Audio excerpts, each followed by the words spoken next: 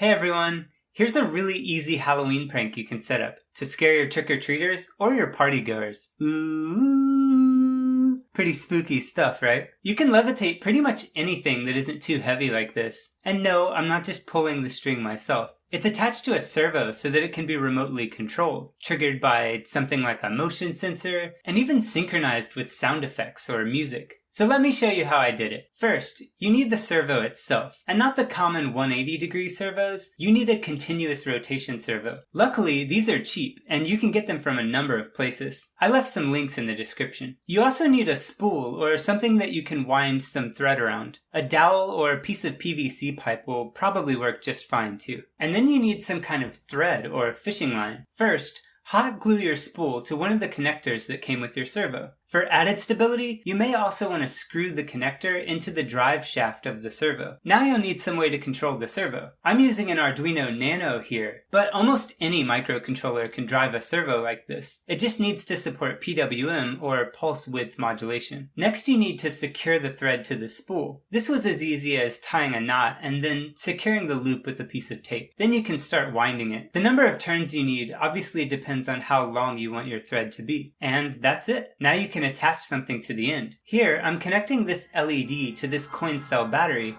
and attaching that to the end of the thread. This way, I can make a sort of floating orb effect, which would probably look really spooky if you hang it from a tree or something and use it in the dark. If you want to bob something up and down, you'll need to figure out the timing and speed for the servo in each direction. This is easy enough to do if you just run some tests and measure how much slack it gives and takes. So, what kinds of spooky things would you levitate with a setup like this? Let me know in the comments below. But, until next time, bye!